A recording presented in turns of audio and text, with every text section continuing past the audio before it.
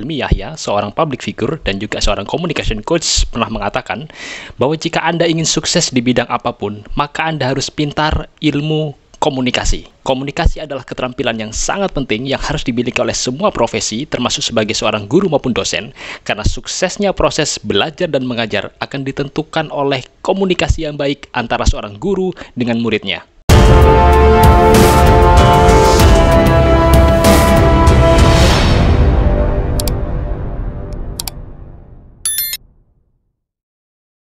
Banyak tokoh-tokoh hebat dikenal dan kemudian mendapatkan tempat di hati masyarakat karena gaya komunikasinya yang luar biasa. Sebut saja Franklin D. Roosevelt, Presiden Amerika Serikat yang terpilih sebanyak 4 kali ini. Gaya pidatonya luar biasa, berapi-api, sehingga dia mendapat tempat tersendiri di hati masyarakat atau warga Amerika Serikat. Kemudian ada juga Barack Obama, Presiden Amerika Serikat yang satu ini juga dikenal sebagai gaya atau sebagai seorang politisi yang ulung dalam berbicara, dalam berpidato. Kadang-kadang dia juga dalam pidatonya menggunakan bahasa audiensnya. Di dalam negeri kita mengenal sosok seperti Hos Cokroaminoto maupun Presiden Insinyur Soekarno, Presiden RI yang pertama. Beliau dikenal sebagai sosok orator yang handal. Sampai-sampai pada masa itu masyarakat selalu menantikan pidato-pidato dari tokoh berdua ini. Anda sebagai seorang guru, Anda sebagai seorang dosen, sehebat apapun Anda, sepakar apapun Anda, ketika Anda tidak mampu mengkomunikasikan ilmu Anda dengan baik, maka selesai sudah. Ilmu yang Anda miliki tidak akan mampu terserap dengan baik kepada anak didik Anda.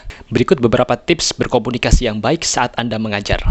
Yang pertama adalah perhatikan pembicaraan pembuka atau the opener. Berikan stimulus di awal yang membuat siswa bergairah atau bersemangat untuk memulai proses pembelajaran bersama Anda. Misalnya hal ini bisa Anda terapkan seperti di muka atau di pembuka, di opener Anda bisa memberikan ucapan salam yang tidak biasanya.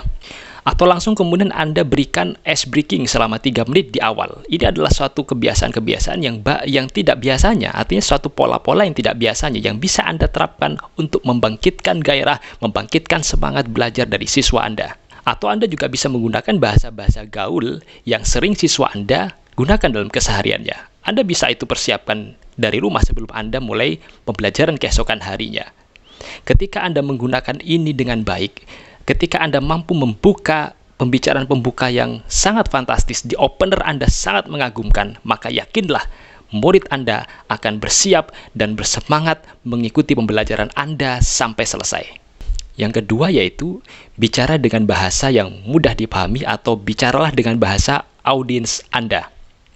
Jika Anda seorang pengajar di sekolah dasar sampai menengah, gunakanlah kosakata-kosakata yang familiar di telinga mereka. Misalkan kosakata yang ada di kehidupan sehari-hari mereka. Jangan sampai kemudian Anda bermaksud untuk menyampaikan sesuatu yang ilmiah, maksudnya adalah ilmiah, tetapi Anda menyampaikan dengan kosakata yang terlalu asing, yang murid Anda pun ketika Anda jelaskan hal itu mungkin belum menangkap nalar mereka. Jadi pastikan Anda menggunakan bahasa yang mudah dipahami. Bila memungkinkan, mungkin Anda bisa menggunakan dengan bahasa daerah barangkali untuk menyampaikan atau kemudian untuk menyampaikan ilmu itu, informasi itu agar mudah mengena kepada pikiran mereka. Kalau Anda sebagai seorang dosen, Anda boleh kemudian menggunakan bahasa yang itu sifatnya ilmiah. Karena segmen Anda, murid Anda adalah seorang mahasiswa yang pada usia mereka memang mereka dituntut untuk berpikir ilmiah. Nalar logik mereka memang seharusnya sudah terbangun, dan itu boleh Anda ketika mengajar di kampus, di universitas, atau Anda sebagai seorang dosen, Anda bisa menggunakan kalimat-kalimat yang lebih ilmiah, yang lebih tinggi daripada di tingkat dasar dan menengah untuk menyampaikan informasi atau ilmu kepada mahasiswa Anda. Berikutnya yaitu clarity. Kalimat yang Anda sampaikan kepada murid Anda harus jelas, harus dapat ditangkap dengan baik. Maka dari itu Anda harus menggunakan kalimat yang pas, yang sesuai. Jangan kalimat yang menimbulkan ambiguitas. Vokal yang Anda sampaikan atau vokal yang Anda gunakan pada saat menjelaskan materi harus jelas. Gunakan intonasi yang pas.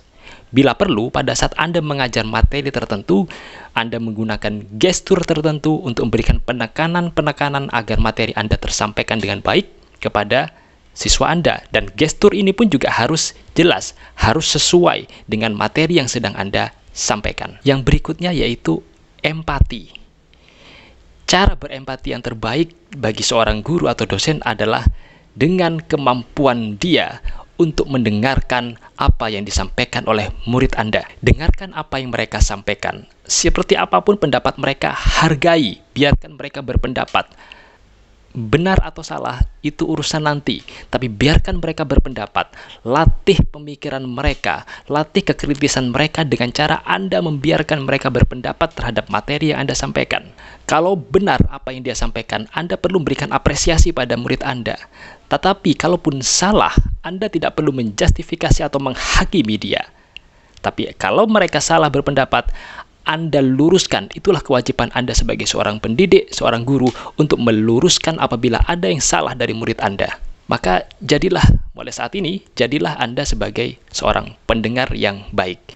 Baik, itulah beberapa tips cara berkomunikasi yang baik pada saat Anda mengajar yang bisa kami sampaikan pada kesempatan kali ini. Semoga bermanfaat. Wassalamualaikum warahmatullahi wabarakatuh.